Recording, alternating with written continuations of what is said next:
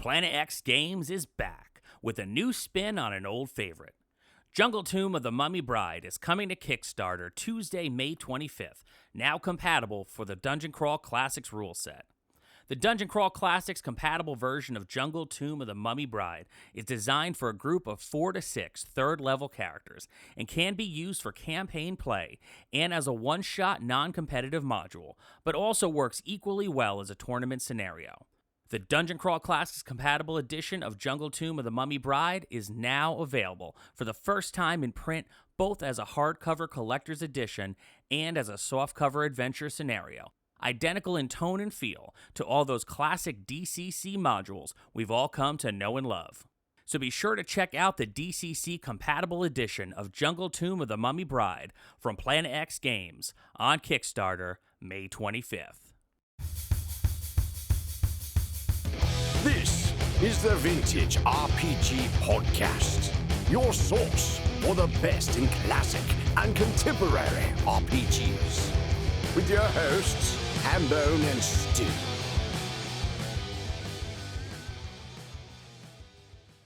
Welcome to the Vintage RPG Podcast, coming at you again from the clubhouse, hidden somewhere in the swamps of New Jersey. I'm John Hambone McGuire, and today we're going to skip the jokes and we're going to get right to the episode. I've got Adam Vass and Will Jobst here talking about their brand new game, Campfire, which is going live on Kickstarter June the 1st.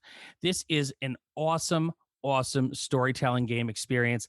I was lucky enough to play test it a few months back, and I am stoked to see all the new developments as it is getting ready to be released on Kickstarter. So without further ado, Stu's with me, and now we've got Adam and we've got Will. Adam, Will, how you doing today? Doing great. Just living it up. Great. Thanks for having us on. Oh, it's an absolute pleasure. You know, I was pumped and I couldn't tell anybody about Campfire because I, signed the NDA because we weren't going to talk about Campfire outside of the people who I played with. And, I talk to my girlfriend all the time about it and she's like, I know, because it was awesome. It was one of the most fun storytelling experiences that I've ever had playing by and large with people that I've never played a game with before. So why don't you tell our listeners a little bit about Campfire?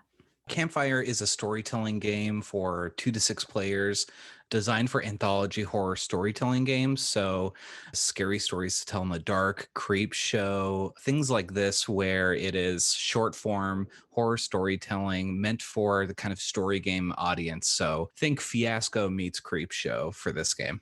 Yeah, we have a system by which you can tell very different stories using the same preset parameters in the same way that Fiasco gives you the play set, and every time you play it, it's just wildly different based on who you play it with and what kind of mood you're in. And even within the set that we've composed, there's different genres and subgenres of horror within. So we have psychological stuff, there's slasher horror, there's ghost stories, there's supernatural kind of more serious kind of horror, and it really can handle almost anything we've thrown at it so far, which is really a great feeling as designers, but also, like you mentioned, the stories that it makes feel really well lived in and somehow still surprise you every time you get to play.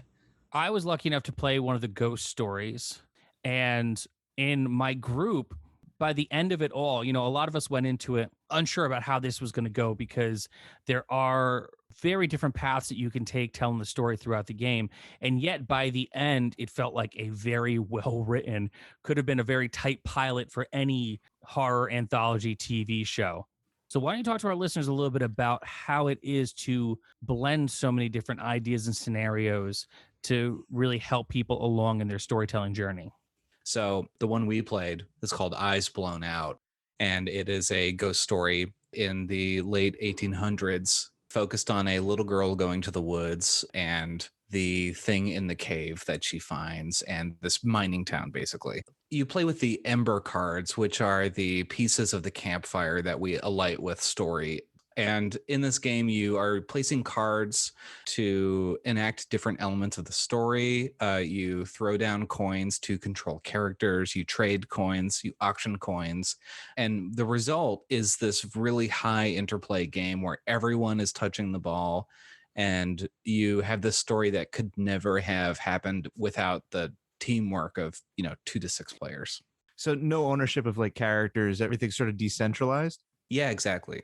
In a lot of the stuff we did during testing, even we would tell full stories in third person, not always going into like the role play aspect of being in first person and embodying a character. Obviously, that's an option, and certain stories do better with more or less of it.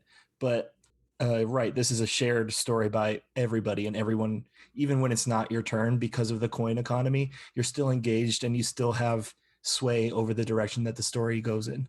And that's one of the things I really loved about it is that you get to touch all the characters. So you're not saddled with just, well, I started the game with this character and I have to play this character to the end. It was interesting to me because as a gaming experience goes, having the ability to have ideas for the other characters, especially the one that you did not initially start with, was exciting because it gives you the freedom to explore other characters and also other styles of play while you are in the actual game. Like you're changing it up on the fly, which is something that I've never really experienced before in other games. Can you tell our listeners a little bit about what it was like to bring that to fruition where you know that one person is not going to take a character the whole way? Yeah, this is an element of game design and story game tech that Adam and I love. Our first collaboration together was called A Guide to Casting Phantoms in the Revolution. It's a game in which there are more characters than there are players. And so you pick whichever character you want to inhabit for the scene, and then you let go of them. So you can be really free with your ideas and your thinking, and you can always be surprised by stuff is happening. Because I think we've all had this feeling sitting in a game and someone else has the floor and you imagine something really cool happening with some character, maybe your character, maybe someone else's, and the moment passes you by and you can never have that happen. With this game, it kind of has this fluidity through everything, so you can really get that feeling of play. And a lot of the mechanics in this game come from Adam and I both gamifying stuff that we already do as players. And so we would do a play storm where you're like writing the rules as you play test and then halt and be like, okay, should we make that a thing that we do? Like, can I say something about this character while you're going in this direction? And we added it to the game. And it's just really interesting to see how we unload our play culture into a game design and then see how it works with story gamers, with OSR gamers, with trad tabletop people that are completely new to games. Just really fascinating watching this game sing with every group. There's a cool like quantum nature to the characters too, where you might start off a story and think that, you know, the character in the first scene is going to be your protagonist. And by the end, by virtue of everyone's creative input and what's exciting in that moment, it might be a completely different character. It might be a bait and switch, or maybe that character ends up actually being a force of evil. And it was a novel thing I noticed when we were designing A Guide to Casting Phantoms, because you assign importance through play. So Hambone, when we played, sometimes there's a character and we'll see that they've been in the same scene a bunch of times or in subsequent scenes a bunch of times. And you can then, as narrator, decide, wow, we're focusing on this character a lot. Let's make them really important. Or you can go, we haven't touched on this character in a while. Let's bring them back into the fold. They almost act as subconscious decisions in a regular kind of story game. And as Will mentioned, we sort of built mechanics around them to encourage them, bring your attention to it as a player, that these are options that you might want to try, and here are rules that support them. And that's a cool option, I think, because having the ability to bench a character at will or to really focus on the character that you know and as a team essentially all agree is the main character in the story and take that character through the story. That's a really clever dynamic. Yeah, something that fuels this energy of the game remembering that you're playing it and you collaborating with the game design to tell your story instead of something more restrictive or something more open. The game has these 4 moments in play where you take a step back and look at your story as a whole. So you begin by selecting a story spark, which is like a pitch. You know, you're sitting around a campfire and someone's like, do you want to hear the hook hand story again or whatever? And you begin selecting the embers. These are the elements that you're playing with. Each story spark has a different group of people, places, and things that make up the story. You select them and put them on the illustrated playmat by Trevor Henderson. Oh, nice. Yeah, it's Very good. It's really nice to go to Trevor and say, can we have your scratchiest blacks, please? Trevor's fantastic. His stuff is a huge inspiration for this too. So it's just a dream come true. Anyway, you start with the embers, then you go to the blaze, which is after you draw some narrator cards, which have bits of narration on it that you read and cast a scene from. So you go around and do that. After that, you hit the blaze, where we add words to these embers, like we're heating them up, and we are customizing them for our game, because one story with the hook hand guy will look different every single time we play. So we use this moment to dial in and customize this character for us, to show that like we both changed this from whatever original idea that the story writer had, and it's different from this other time we played, and we want to focus on this thing. Is that a technical thing, or is that through the caprice of the group, or is it somewhere in between? It's somewhere in between. Okay. Yeah, there's systems in place in the game rules that have you amend those things through play. Again, a thing that you're naturally doing just by telling a story together and then quantifying it with the game.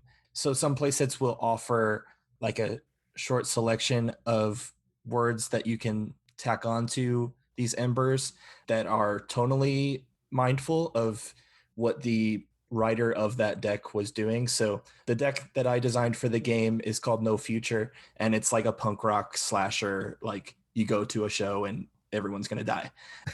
So the words that are associated with that are like screeching and moshing and like flavorful for what I propose this story is about. But like any kind of story game, I'm only giving you a push in a direction, and how you interpret them, how you utilize them, and whether you utilize them at all, or if you just come up with your own words that are more appropriate for your story by the time you get there. Those options are wide, and you get to do these sort of sense of player ownership of the story that you create is really powerful in this game, even beyond the sort of pre-made decks that come with the game. And to give a little perspective on when this is happening through the game, this is a pretty quick game. I think the longest we've played is for about 2 hours with a big group. So you are really telling quick stories as far as RPGs go. After you've done that kind of adjustment to the characters, the addition where you're kind of setting them up for their terminal velocities, then it's time for the Inferno, which is a card that you draw where the campfire you're around is growing out of control, and there you predict the fates of each character, kind of how they're going to end this story. We all make predictions and guess what's going to happen, and so this both serves to like do some good old-fashioned doomsaying for characters, which is great. It's Kurt Russell in the thing, and you're like, he's going to die, he's got the alien, like it's absolutely end of the road for this guy. And then everyone at the table uses these coins. They have two sides, the fire side and the shadow side, and then you place your coins on the cards and decide whether the fate is as expected as written or worse than anybody could have imagined. So that's just another way that you take a step back, calibrate as a group, see where the story wants to go, and then go 100 miles per hour at the brick wall of the end of the story. It's so weird because we just did a podcast on the extraordinary adventures of Baron Munchausen, and so much of what you're saying, it's not like a template, but like there's so much in common with that, but with like a lot more framework. So my problem with Munchausen was that like reading the rules terrified me, because it's like, go do your thing, improvise, just tell a good story. Like that's easy. And you're describing sort of systems that are similar to Baron Munchausen, but with a scaffolding that gives me tools and support and encourages me in how to tell a good story. You know what I mean? I mean, you nailed it. We like providing this kind of space in between basically curtain drops. Like you could play Baron Munchausen if I tell you in one sentence how to play, and it would be kind of the same effect as if you read the entire very prosy book. It's great. It's a big inspiration, helped me. But this has moments where you can just come in and then take a step back and then get back in with that energy and really freak the hell out of each other. I mean, it's also a very intuitive game insofar as once someone tells you how to play it, or once you read the rules just a little bit, you understand it. And, you know, I know it's easy to make a very broad generalization, but one of the things I will say is that everybody watches TV or is involved in some kind of consumption of media, where when you're sitting around the table playing Campfire, a lot of barrier to entry for many people who come to RPGs is like, I just don't understand it. I just don't know how to really grok the rules too much. You know, many of the excuses that we've all heard in the past. And that said, with a game like this, if you've watched TV, if you've read a book, or if you have any kind of idea of how like a movie works from start to finish, you can just say, oh, I'm going to have this character do this, base it on any idea that you had or love. Like right now, I'm currently watching Columbo again. So, Columbo will show up and be like, and just one more thing, which is terrifying. Which is terrifying in its own way, especially if you've done something wrong. But imagine you haven't. I know. And he just keeps showing up. Yeah. But you can do it. And that's the point, is that everybody who plays this game really can experience and get that full experience of the game and play and enjoy it. So I am stoked for this. We're definitely stoked to make it happen. We've been working on it longer than I think we usually work on our collaborative games. I'm sure every designer on here has 12 works in progress and 3 things in production. And that's just sort of the life that we all ended up in as game designers. You just are always excited to make something, And so this is finally coming to fruition, a project that's taken a lot of our brain space for most of this calendar year. So it's really exciting to realize. It's dry aged. Yeah.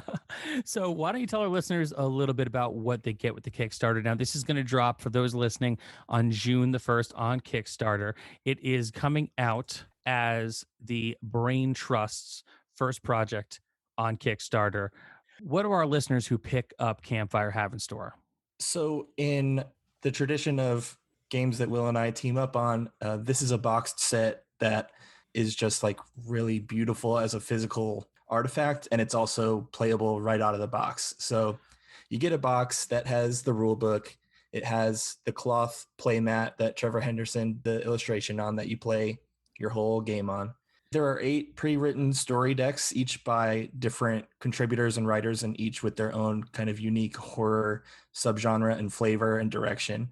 We've got a set of metal coins, as Will mentioned, the 2-sided coins that you use as an economy through play. And lastly, there's also this pad of paper that you can use to track your embers, the people, places, and things in your story and how they evolve through play. Then we also have, for higher tiers, we have a special edition like merch bundle, which again, Will and I just couldn't resist. And Stu and John, you also both know my past work. I want everything. I want everything physical in print. I want to hold it. It's like the record box set. I want to do it big. So the special edition comes with a tote bag that everything can go inside of, with the Campfire logo and some spooky ghouls on it. There's a postcard flexi disc, so a 5x7 postcard that you can put on your record player that has some scary sounds and a horror host style intro to get everybody in the mood for scaring one another. There's stickers, an embroidered patch. There's a wax sealed envelope of challenge cards, which add sort of another level to the way in which you engage with your story. So you can, use the same story deck a dozen times in addition to these challenge cards, and then have very different experiences each time as well. Challenge cards are cool. They change the way you play in that it adds a final girl to your story, or other things that just really lean into genre elements, or like, one of them is an imposter. One of them is a sus imposter. These are a few of my favorite things. I should just give you my credit card number so you can have it on file. You just run that whenever you're done with the game. It's just that Stu's on the hook for another $100. We have a special level that is playing with us, including everything that Adam just said in the special set. That includes an exclusive story that we will use to uniquely terrify you. And we have an awesome team of writers, and Trevor's on this team, just to list everybody. I mean, obviously it's me and Adam. But also we have Banana Chan, who is coming off the Jiangxi Kickstarter. Nice. Awesome horror book. We've got Maria Meissen, who's done the Archangel Dating Simulator and a ton of awesome lyric games and horror stuff. Did some Necronautilus stuff for Adam. We have Ebediah Ravishal, Dread. Come on, Swords of the Master. Additionally, we've got Giuliano Roverato, who has done Bacta's Terrifying Cuisine. He's a killer designer and narrative designer.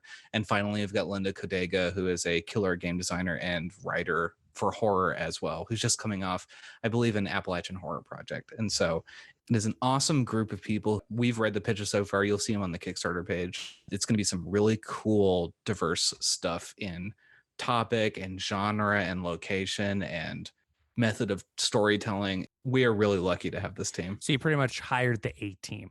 basically. Yeah. Yeah, we have the A team. Are any of Trevor's monsters in it? I didn't think about that. I mean, at current, Trevor did the box illustration, the cover illustration, the playmat. So you're engaging with illustrations and his specific flavor of horror just by virtue of being in the game. Mm-hmm. But there's not a Siren Head deck or anything like that. Okay. But maybe that's a call we need to have made. Yeah, we specifically talked to Trevor about adding as many small little Easter eggy details on the board and on the playmat. So every time you look at it, you see shadows shift in a different way, which he's the master at. It's just such a cool collaboration that we get to be a part of. Yeah. I've been following his work for such a long time, and he spins right out of Scary Stories to Tell in the Dark for me, but is so different too. Like the idea of playing a game that is sort of like aesthetically in that realm is just like so spooky. Which I mean is exactly what you're going for, but like a delicious way. Like I cannot underscore how exciting that is. Yeah, sorry, Adam and Will. Stu's superpower is that he finds ways for RPG geeks to spend their money. And then he convinces you to do it. Oh, no, I think that's a great idea. I definitely am inspired. It's one of those things. I mean, we've been in the minds on this game for close to 6 months, and that one was right in front of us, and we didn't think. Sometimes it really is right in front of you. I'm just behind the curtain. We're recording this a couple days before launch. I'll email Trevor. See what he thinks. I follow him on Instagram and like I forget what his thing is. Those images sort of sneak up on you. You know, it's always at 3:00 in the morning and you're just like, what the oh man, what is that thing in the shadows? I hate that, but I love it. Yeah, I think what's important about Trevor's work is that it really is that urban legend energy personified and rendered. And so you see a lot of found footage and found photography that he then goes in and makes a horror on, or is just compiling so many types of media. So it just really feels like urban legends and like campfire stories. Yeah. It is certainly spooky. And with that, we're going to go home on this episode. For you all listening at home, Campfire Anthology Horror Storytelling will be live on Kickstarter June 1st. This is one that is not to be missed. I can assure you, you're going to have a blast playing this game. I know I did. Adam and Will, where can our listeners find you on the intranet? I am at WC Gameco on Twitter and worldchamp.io for all of the games that I make individually. And braintrust.rocks is going to take you straight to the Kickstarter page. We needed that bespoke vanity URL. I couldn't live without it, so I did Braintrust Rocks. Very vibey. I'm online at Will_JOBST, and you can find my games there's a card on Twitter and additionally at williobs.h.io. Well, dear listener, they are making some of the best games out there today, and this is going to be one of them. Definitely check out Campfire Anthology Horror Storytelling on Kickstarter June 1st. And with that, this has been another amazing episode of the Vintage RPG Podcast. Stu, where can the people find you? They can find me on Instagram at Vintage RPG, but I'm like the least interesting person on the podcast right now, and you already follow me, so don't worry about the other two. This is very true. Although I will not say that I am the least interesting person on the podcast. You can find me on Twitter and on Instagram at John McGuire RPG. I'm posting more on Instagram. Maybe I'm leaving the house more, who knows, but definitely check me out there. If you want to chat, hit me up on the Vintage RPG Discord. Stu and I are there every day having chats with everyone who likes RPGs like us. And if you really like the show, don't forget to rate, review, and subscribe, because your reviews really do help other listeners to find us. And if you like the show, think about taking us to the prom. Just kidding. Maybe just join our Patreon, patreon.com/vintagerpg. We've got early release episodes of the show. We've got a private Discord server just for our patrons. Stu's got a behind-the-scenes look at his book. I've got a behind-the-scenes look at my RPG 321 action, and the first adventure coming soon, Rocket to Russia. Patreon.com/vintagerpg. So for Stu Horvath, I'm John Hambone McGuire. May the dice always roll in your favor.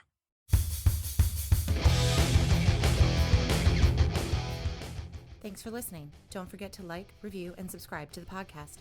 Every review helps other listeners to find us. The Vintage RPG Podcast is a ham-fisted production.